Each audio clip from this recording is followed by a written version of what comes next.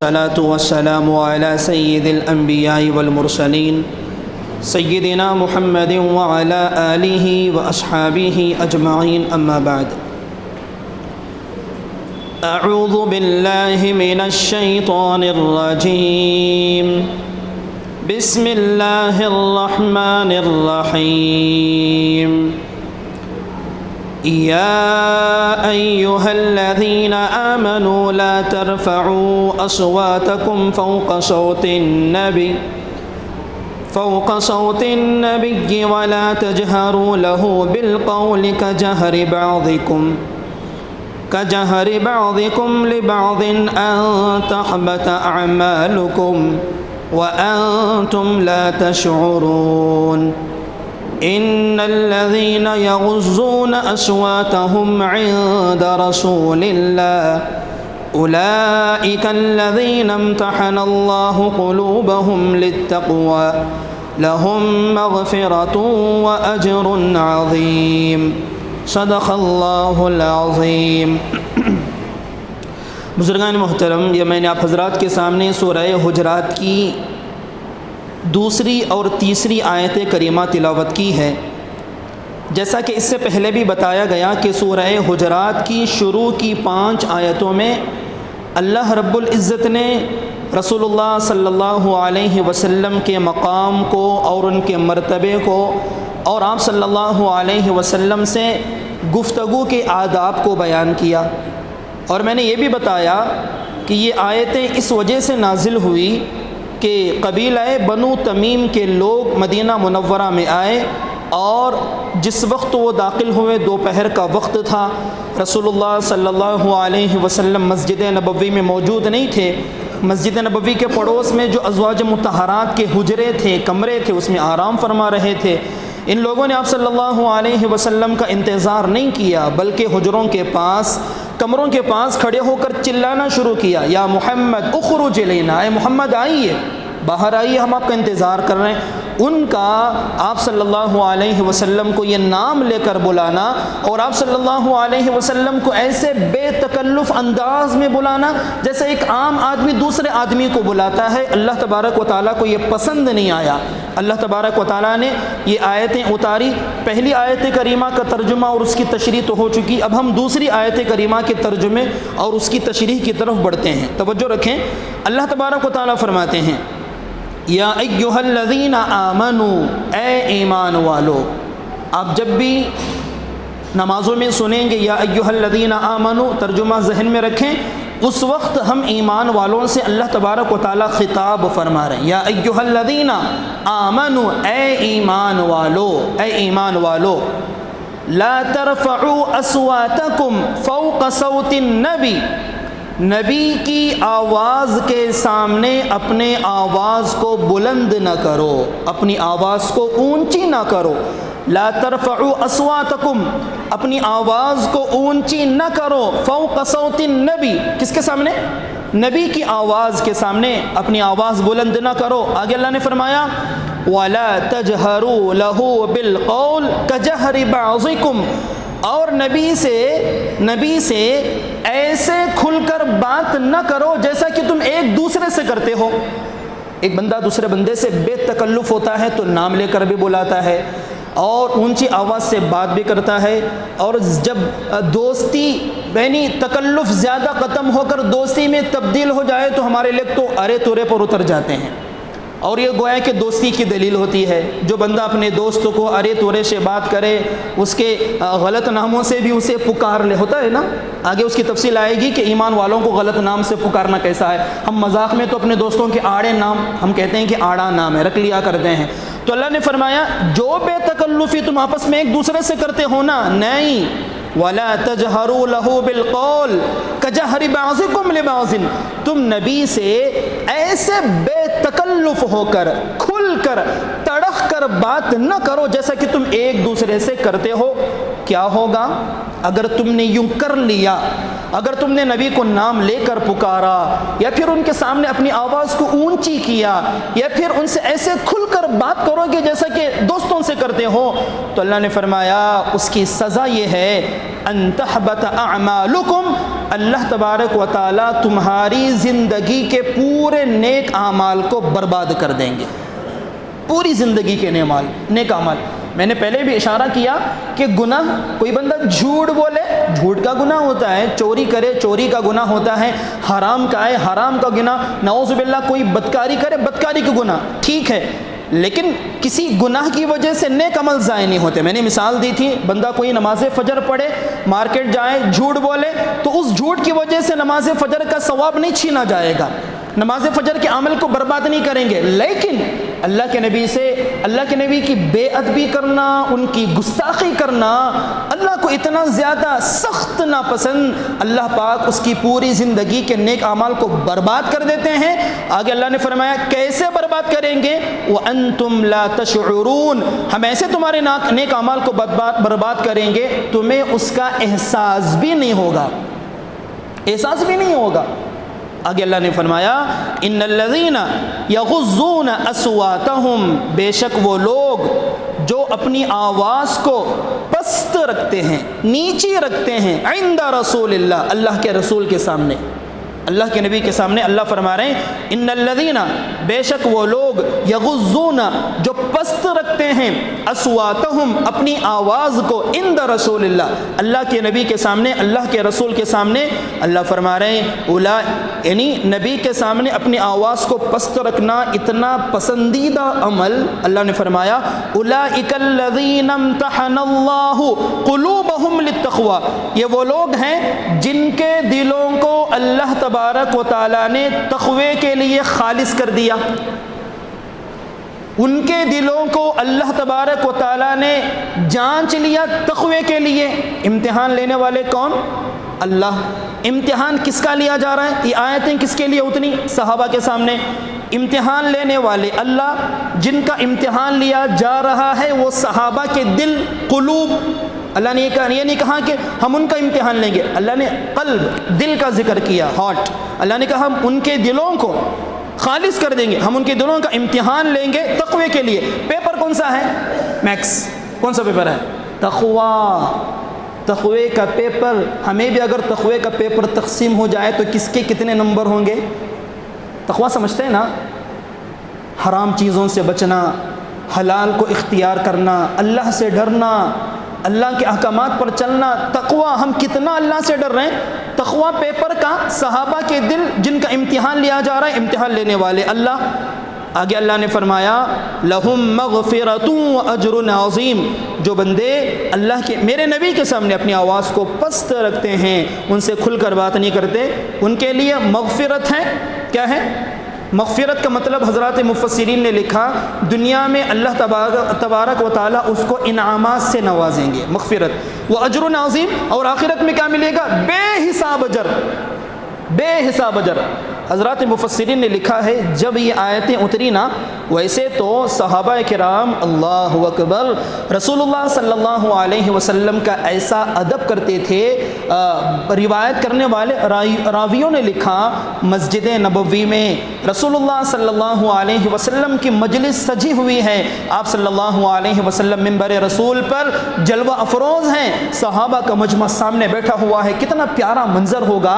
حضرات مفسرین نے لکھا کہ اللہ کے نبی منبر پر جلوہ افروز ہیں، صحابہ کا مجمع سامنے بیٹھا ہوا ہے، لیکن صحابہ کا آپ صلی اللہ علیہ وسلم سے ادب کا یہ عالم تھا، صحابہ کی نظریں نیچے رہتی تھیں اور وہ ایسے چپ کے بیٹھے رہتے تھے کہ پرندے آ کر ان کے سروں پر بیٹھ جایا کرتے تھے۔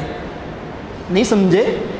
پرندہ انسان کے سر پر کب بیٹھتا ہے؟ آدمی ایسے پرسکون، ہلے بھی نہیں، پلک بھی نہ جھپکے کہ کہیں رسول اللہ صلی اللہ علیہ وسلم کی بے ادبی نہ ہو جائے، ایسے خاموش بیٹھے رہتے تھے کہ پرندے بھی ان کے سروں پر گویا کہ بیٹھ جایا کرتے تھے، اتنا ادب تھا۔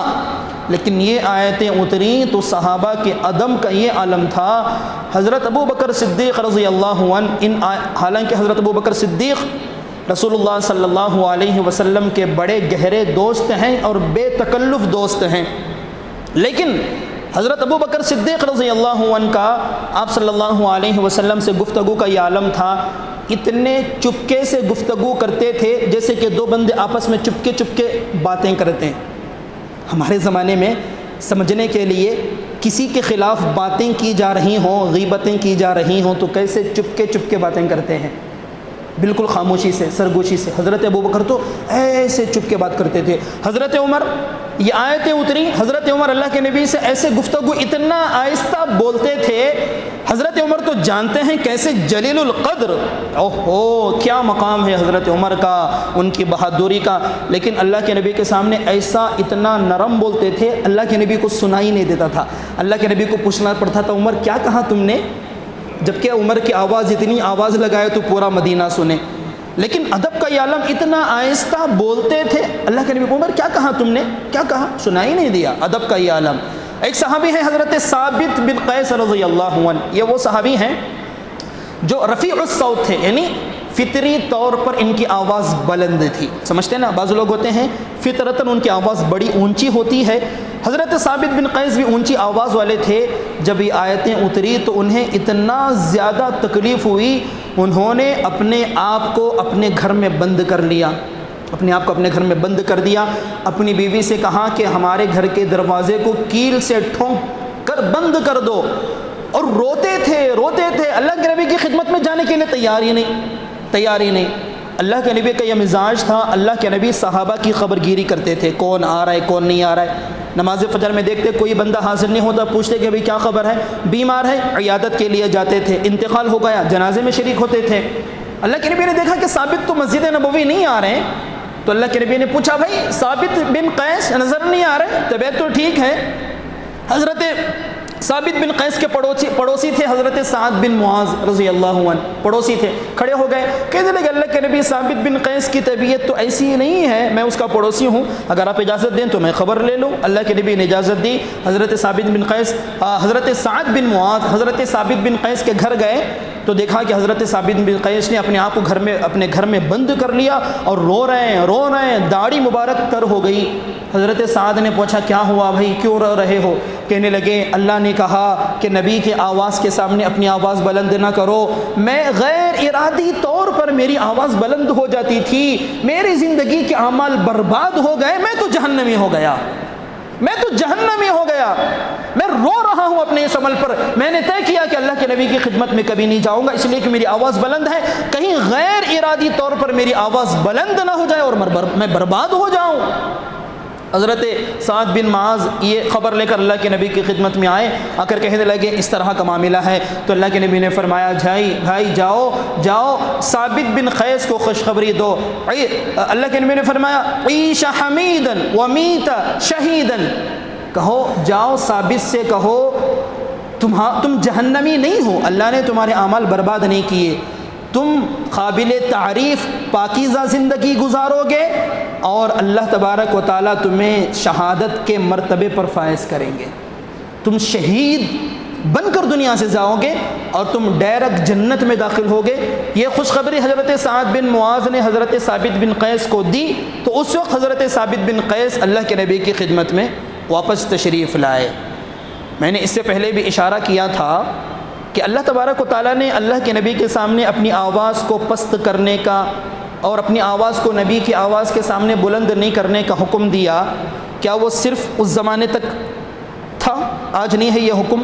میں نے کہا تھا قاضی ابو بکر ابن العربی رحمہ اللہ، انہوں نے صاف لکھا ہے کہ آج بھی وہ احباب جو روضہ رسول پر درود و سلام کا نذرانہ پیش کرنے کے لیے حاضر ہوتے ہیں مسجد نبوی کو، آج تو اللہ بچائے جن لوگوں نے سفر عمرہ حج کیا وہ جانتے ہیں کہ آج کل مسجد نبوی کے ادب کا ہمیں کیا عالم ہے۔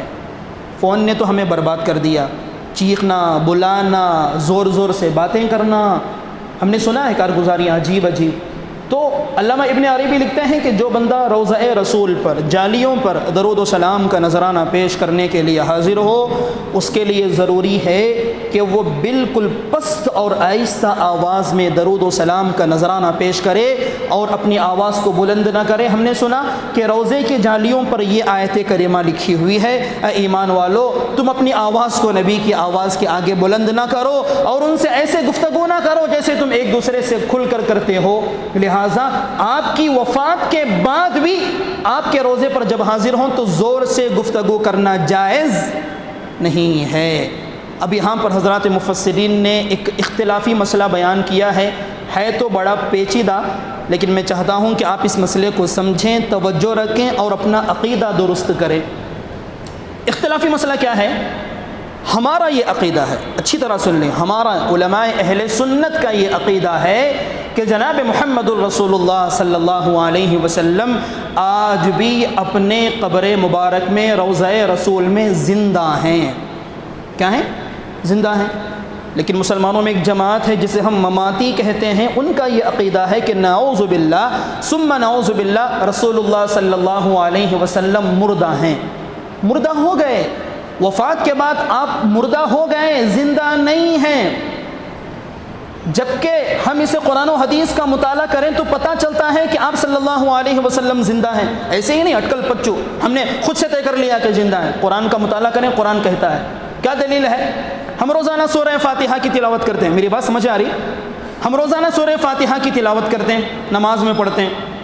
ہم نماز میں کہتے ہیں اہدنا الصراط المستقیم، اے اللہ ہمیں کیا کر؟ سیدھے راستے پر چلا۔ کون سا سیدھا راستہ؟ صراط الذین انعمت علیہم، ان لوگوں کا راستہ جن پر تو نے انعام کیا۔ اللہ نے اپنے جن بندوں پر انعام کیا وہ راستہ سیدھا راستہ۔ اچھا، اللہ نے اپنے کن بندوں پر انعام کیا؟ تلاش کریں تو خود اللہ نے کہہ دیا۔ اللہ نے کن پر انعام کیا؟ اللہ نے ایک دوسری جگہ کہا اولئک الذین انعم اللہ علیہم من النبیین والصدیقین والشہداء والصالحین، 4 جماعتیں۔ اللہ فرما رہے ہیں وہ لوگ جن پر اللہ نے اپنا انعام کیا، سب سے پہلے تو نبیین، کون ہے؟ انبیاء ہیں۔ کون ہیں؟ انبیاء۔ دوسرے نمبر پر صدیقین ہیں، کون ہیں؟ صدیقین۔ تیسرے نمبر پر شہداء، جو اللہ کے راستے میں شہید ہو جاتا ہے وہ ہیں، اور چوتھے نمبر پر صالحین ہے۔ اب علماء نے مفسرین نے لکھا کہ اس میں صالحین چوتھے درجے پر، شہداء تیسرے درجے پر، صدیقین دوسرے درجے پر، انبیاء پہلے درجے پر۔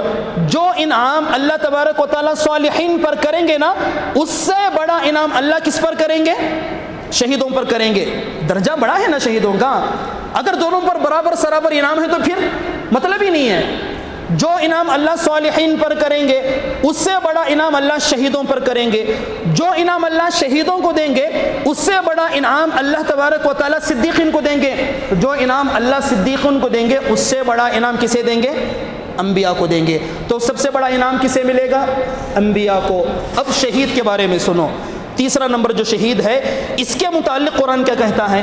قرآن مجید میں شہیدوں سے متعلق اللہ تعالیٰ نے فرمایا وَلَا تَقُولُوا لمن یقتل فی سبیل اللہ اموات، جو بندے اعلاء کلمت اللہ کی خاطر، دین کو سر بلند کرنے کی خاطر، جو اپنے آپ کو اللہ کے راستے میں پیش کرتے ہیں، جو اللہ کے راستے میں شہید ہو جاتے ہیں، تم انہیں مردہ نہ کہو۔ شہید مردہ نہیں ہے، کون کہہ رہا ہے؟ قرآن کہہ رہا ہے بل احیاء، وہ زندہ ہیں، ولکن لا تشعرون، ان کی زندگی کا تمہیں احساس نہیں ہے۔ اور ایک دوسری بڑی عجیب آیت، تعجب ہوتا ہے سن کر، اللہ نے ایک جگہ کہا وَلَا تَقُولُوا لِمَنْ يُقْتَلُ فِي سَبِيلِ اللَّهِ أَمْوَاتٌ، جو لوگ اللہ کے راستے میں شہید ہو گئے تم انہیں مردہ نہ کرو، بل احیاء، وہ زندہ ہیں، زندہ ہیں، عند ربہم یرزقون، بلکہ موت کے بعد تو اللہ انہیں روزی بھی دیتے ہیں۔ اوہو، شہید کو موت کے بعد روزی اللہ دیتے ہیں۔ تو شہید کو سب سے بڑا انعام، بہت سارے انعامات ملے، بہت سارے انعامات میں سب سے بڑا انعام یہ ملا کہ شہید کبھی نہیں مرتا، موت کے بعد اس کی نئی زندگی شروع ہو جاتی ہے، وہ ہمیشہ زندہ ہوتا ہے۔ ثابت ہوا؟ نہیں سمجھے؟ ثابت ہوا جب شہید کو اللہ تبارک و تعالیٰ موت کے بعد زندگی دے رہے ہیں تو ان سے بڑا رتبہ جو انبیاء کا ہے، اللہ انہیں کیا موت کے بعد زندگی نہیں دیں گے؟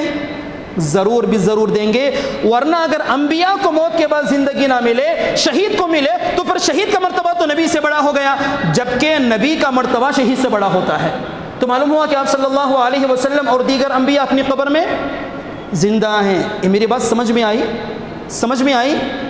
بھائی ذرا مجھے بولو کہ سمجھ میں آئی کہ نہیں آئی، ذرا منہ کھول کر بولو۔ آپ خاموش بیٹھے تو میں سمجھ رہا ہوں کہ بس میں اکیلا ہی ہوائی فائرنگ کر رہا ہوں، ایسا نہیں ہے، سمجھ رہے ہیں؟ اچھا، دوسری دلیل اللہ کے نبی نے فرمایا الانبیاء احیاء یصلون فی قبورہم، یہ حدیث میں بیان کر رہا ہوں۔ اللہ کے نبی نے فرمایا انبیاء اپنی قبروں میں زندہ ہوتے ہیں، یہاں تک کہ وہ قبروں میں نماز بھی پڑھتے ہیں۔ اللہ کے نبی نے حضرت موسیٰ، حضرت عیسیٰ، بہت سارے نبیوں کو اللہ کے نبی نے نماز پڑھتے ہوئے دیکھا اپنی قبر میں۔ اور ایک دوسری حدیث آپ نے سنا، رسول اللہ صلی اللہ علیہ وسلم نے فرمایا جو بندہ دور سے درود بھیجتا ہے، اللہ تبارک و تعالیٰ نے ایک فرشتے کو مقرر کر دیا، وہ درود مجھ تک پہنچاتا ہے۔ اگر کوئی بندہ میری جالیوں کے پاس، میرے روضے کے پاس، میری قبر کے پاس کھڑے ہو کر درود پڑھتا ہے، سلام کرتا ہے، میں اس کے درود کو سنتا ہوں اور اس کے سلام کا جواب بھی دیتا ہوں۔ حدیث ہے، اللہ کے نبی سلام کا جواب دے رہے ہیں، درود سن رہے ہیں، تب زندہ ہیں تبھی تو دے رہے ہیں۔ اگر زندگی نہیں ہوتی تو پھر اللہ کے نبی جواب کیسے دیتے، درود کیسے سن لیتے؟ یہ حدیث دلیل سے ہو گئی۔ تیسری دلیل دیکھیں، اللہ تبارک و تعالیٰ نے رسول اللہ صلی اللہ علیہ وسلم کی کچھ خصوصیتیں ایسی رکھی ہیں جو امتیوں کو حاصل نہیں ہیں۔ کچھ احوال ایسے ہیں جو اللہ کے نبی کے ساتھ خاص ہیں، ہمیں امتیوں کو نہیں ملے۔ مثال کے طور پر دیکھو، رسول اللہ صلی اللہ علیہ وسلم کے لیے صدقہ جائز نہیں تھا، جائز تھا۔ آج بھی جو سید ہوتے ہیں ان کے لیے صدقہ اور زکوٰۃ جائز نہیں ہے، لیکن امتیوں میں کوئی بندہ غریب ہے، لاچار ہے، وہ صدقہ قبول کر سکتا ہے، ٹھیک ہے، لیکن نبی کے لیے صدقہ لینا جائز نہیں تھا، نمبر ایک۔ نمبر دو، تہجد کی جو نماز تھی وہ رسول اللہ صلی اللہ علیہ وسلم پر فرض تھی اور امتیوں کے لیے فرض ہے نہیں ہے، پڑھ لیں تو ثواب ہے، چھوڑ دیں تو گناہ نہیں۔ دوسری بات۔ تیسری بات، اللہ تبارک و تعالیٰ نے رسول اللہ صلی اللہ علیہ وسلم کو اس بات کی اجازت دی کہ آپ صلی اللہ علیہ وسلم بیک وقت 9 عورتوں کو اپنے نکاح میں رکھ سکتے تھے۔ امت کو یہ حکم ہے، 9 عورتیں رکھنے کا حکم نہیں ہے، 4 کی اجازت ہے، 5ویں کرنا ہے۔ اگر 4 میں سے ایک کو طلاق ہو گئی یا پھر اس کا انتقال ہو گیا تو پھر 5ویں کی اجازت ہے، بیک وقت 5 کو رکھنے کی اجازت نہیں ہے، ٹھیک ہے۔ اچھا، اور ایک بات، رسول اللہ صلی اللہ علیہ وسلم جب آرام کرتے تھے تو آپ کی جو نیند تھی وہ ناقض وضو نہیں تھی۔ اللہ کے نبی آرام کرتے تو اس کی نیند کی وجہ سے آپ کا وضو نہیں ٹوٹتا تھا، آپ اس پر کھڑے ہو کر سیدھے نماز پڑھاتے تھے۔ اگر ہم سو گئے تو ہماری نیند ناقض وضو ہے، ہمارا وضو ٹوٹ جائے گا۔ اب ہمارے وہ بزرگان دین جو چیئر پر بیٹھ کر آرام کرتے ہیں وہ اپنی نمازوں کا خیر منائیں، اس لیے کہ ٹیک لے کر آدمی ایک جھپک بھی لے لے تو وضو ٹوٹ گیا۔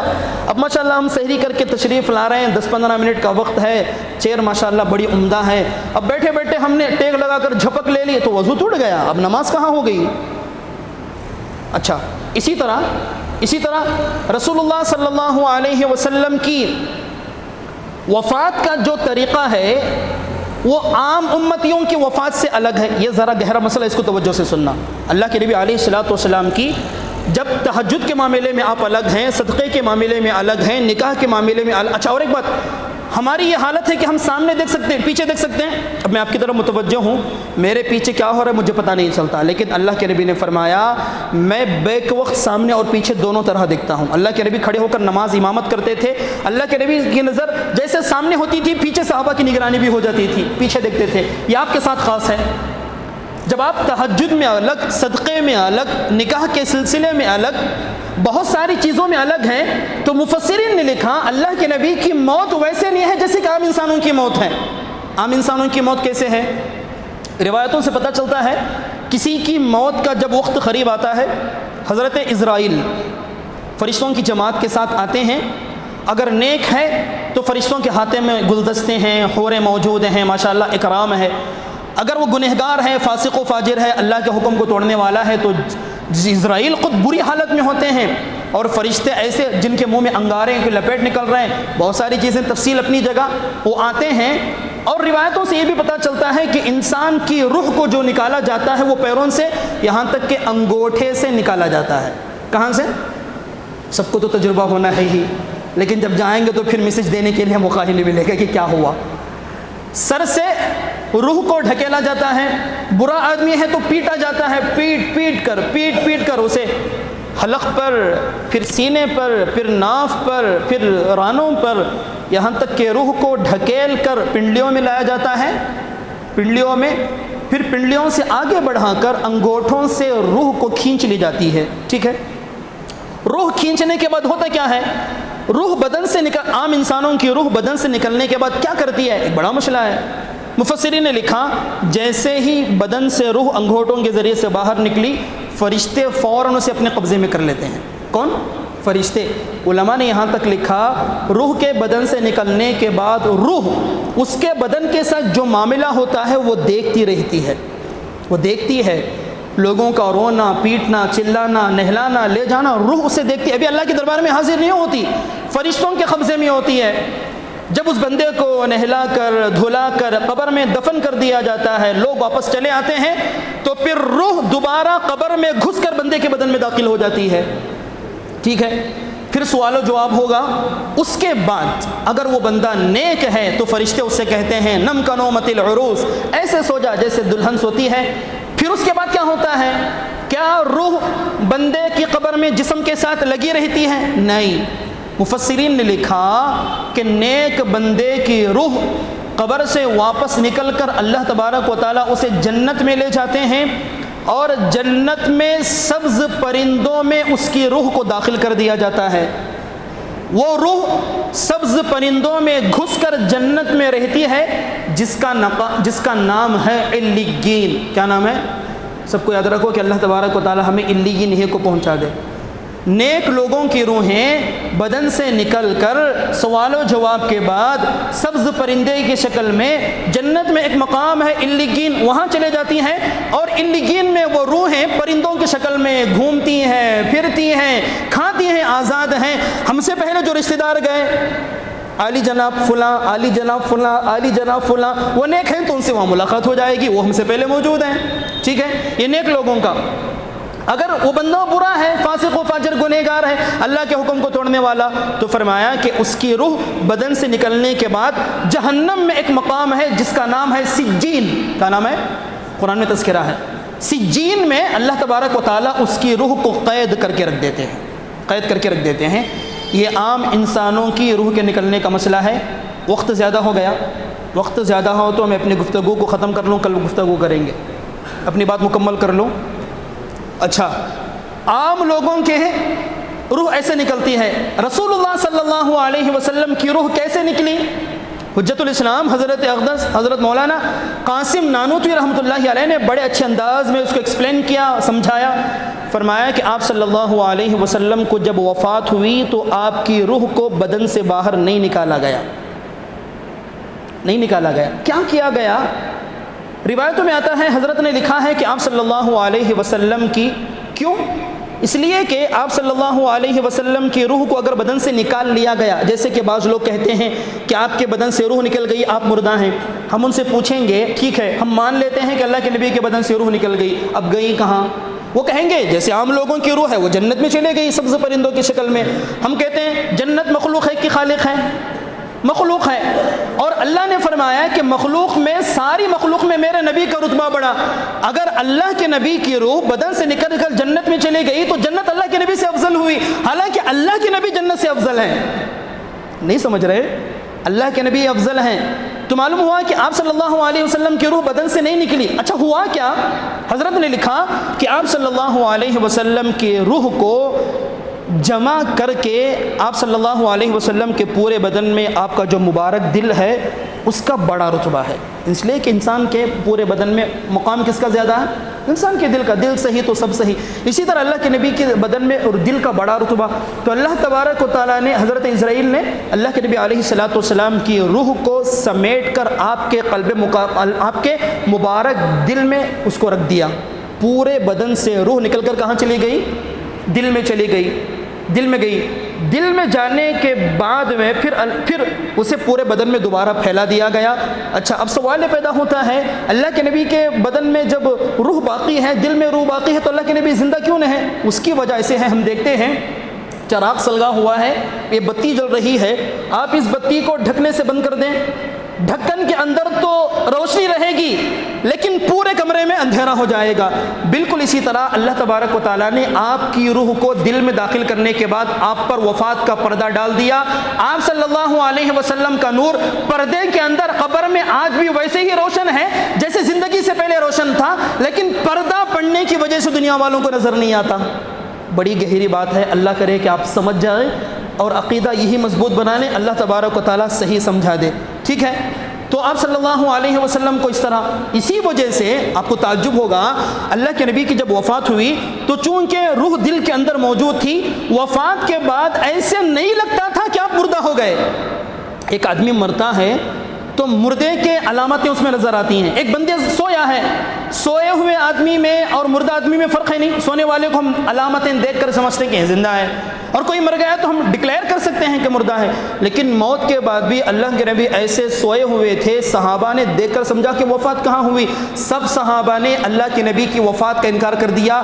حضرت عمر نے تو اپنے زمانے میں ہزاروں لوگوں کو مرتے دیکھا تھا۔ حضرت عمر نے، انہوں نے دیکھا تھا کہ موت کے بعد انسان کی حالت کیا ہوتی ہے، لیکن اللہ کے نبی کا بدن ویسے نہیں تھا۔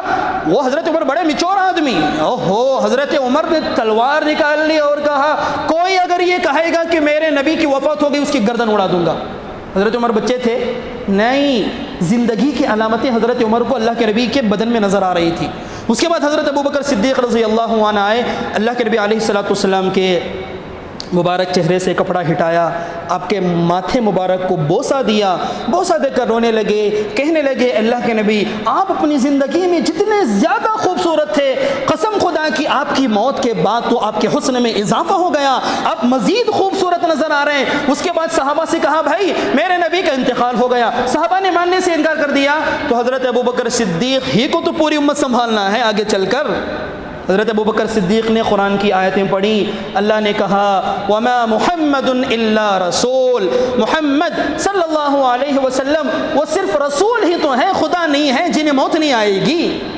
وَمَا مُحَمَّدٌ إِلَّا رَسُولٌ، محمد صلی اللہ علیہ وسلم رسول ہیں۔ أَفَإِن مَاتَ، اگر وہ مر گئے، أَوْ قُتِلَ، یا پھر شہید ہو گئے، انقلبتم علی اعقابکم، کیا تم دین چھوڑ دو گے؟ پھر آگے حضرت ابوبکر نے کہا کہ تم میں سے من منکم یعبد محمد فإن محمد خدمات، سنو تم میں سے جو بندہ محمد صلی اللہ علیہ وسلم کی پوجا کرتا تھا وہ کان کھول کر سن لے کہ محمد پردہ کر گئے، ان کی وفات ہو گئی، لیکن تم میں سے جو اللہ کی عبادت کرتا تھا فإن الحي لا يموت، اللہ تو زندہ ہے، اسے کبھی موت نہیں آئے گی۔ پھر صحابہ کا اجماع ہو گیا کہ اللہ کے نبی کی وفات ہو گئی۔ پھر ایک دو باتیں کہہ کر اپنی بات ختم کر لوں۔ اللہ کے نبی کے جنازے کا طریقہ بھی الگ تھا۔ ہمارا جنازہ ہوتا ہے تو لوگ نماز پڑھتے ہیں، ایسا نہیں تھا، جنازے کی نماز ایسے نہیں ہوئی۔ اللہ کے نبی کو نہلا دھولا کر رکھ دیا گیا، صحابہ کی جماعتیں آتی تھیں اور آپ کے پاس کھڑے ہو کر آپ پر درود پڑھ کر، سلام پڑھ کر، آپ کی تعریف کر کر واپس وہ جماعتیں جاتی تھیں۔ اس طرح آپ کی نماز جنازہ پڑھی گئی۔ پھر جہاں پر حضرت عائشہ کا کمرہ ہے، جہاں آج گنبد خضرا موجود ہے جالیاں، وہاں پر آپ کو دفن کیا گیا۔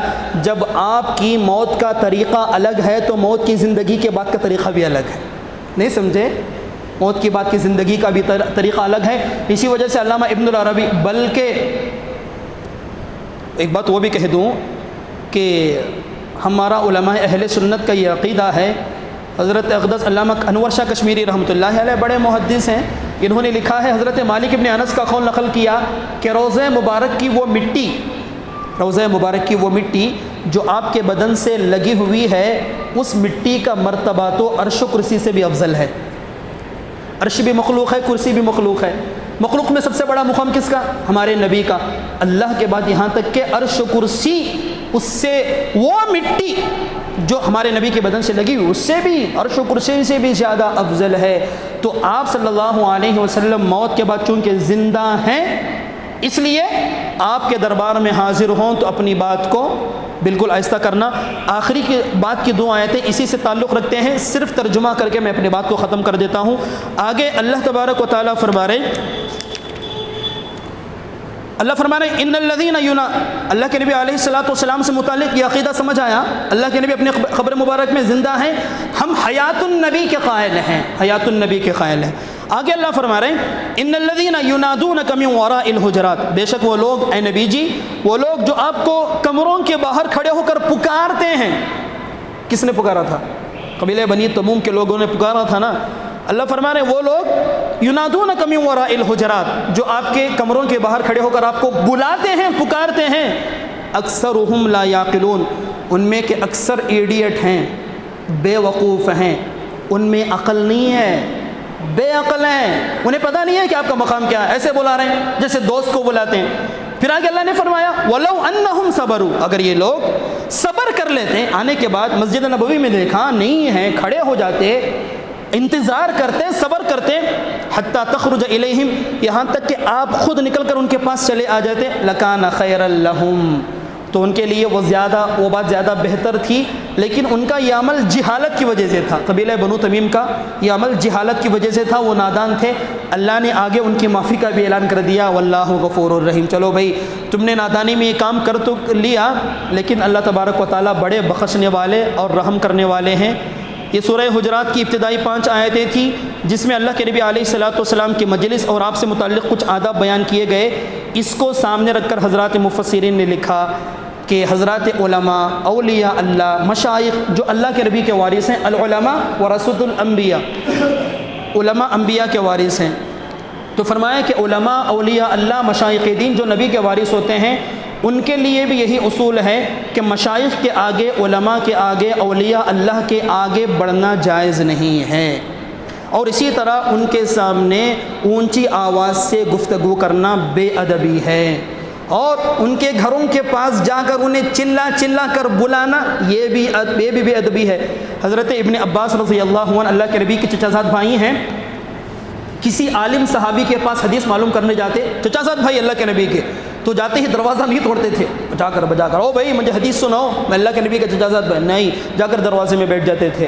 وہ صحابی جب اپنے کام سے باہر نکلتے تو حضرت ابن عباس، ارے آپ تو اللہ کے نبی کے چچا زاد بھائی، آپ نے کیوں تکلیف کی، مجھے آواز دیتے میں آ جاتا، بخاری کی حدیث۔ تو حضرت ابن عباس کہتے ہیں بھائی عالم اپنی قوم میں مثل نبی کے ہوتا ہے، لہٰذا اس کا ادب میرے لیے نہایت ہی ضروری ہے، لیکن بڑے افسوس کی بات ہے کہ آج کے زمانے میں تو عوام اور علماء میں تو چلتی رہتی ہے۔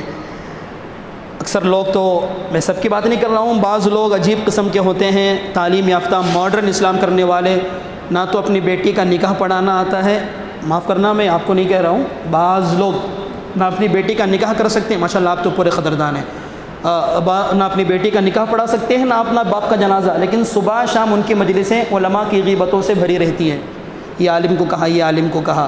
ایک لطیفہ کہہ کر میں اپنی بات کو ختم کر لوں۔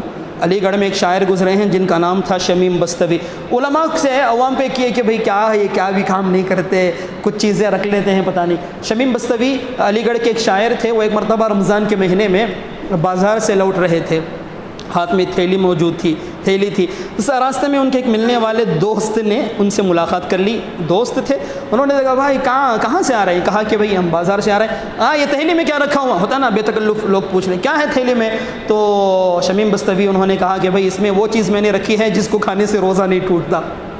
کیا نہیں ٹوٹتا؟ روزہ نہیں ٹوٹتا۔ اب وہ صاحب کہنے لگے تم علماء بھی بڑے عجیب ہو، ایسی چیزیں چھپا کر رکھ لیتے ہو کمرے میں جس کے کھانے سے روزہ نہیں ٹوٹتا، لیکن ہمیں بتاتے ہو کہ کچھ بھی کھائیں تو روزہ ٹوٹ جائے گا، ذرا دکھاؤ بھائی ہم بھی دیکھ لیں وہ کیا ہے جس کے کھانے سے روزہ نہیں ٹوٹتا۔ شمیم بستوی انہوں نے کھول کر تھیلی دکھائی تو اس میں جوتے رکھے ہوئے تھے، کیا رکھے ہوئے تھے؟ جوتے رکھے ہوئے تھے۔ اللہ تبارک و تعالی ہمیں علماء دین کی، اولیاء اللہ کی، مشائخ اعظام کی قدر کرنے کی توفیق عطا فرمائے۔ یہ 5 آیتوں کی تفسیر ہوئی، پھر انشاءاللہ آگے کی تفسیر پیش کی جائے گی۔ اللہ تبارک و تعالی عمل کی توفیق عطا فرمائے۔ وآخر دعوانا الحمد للہ رب العالمین۔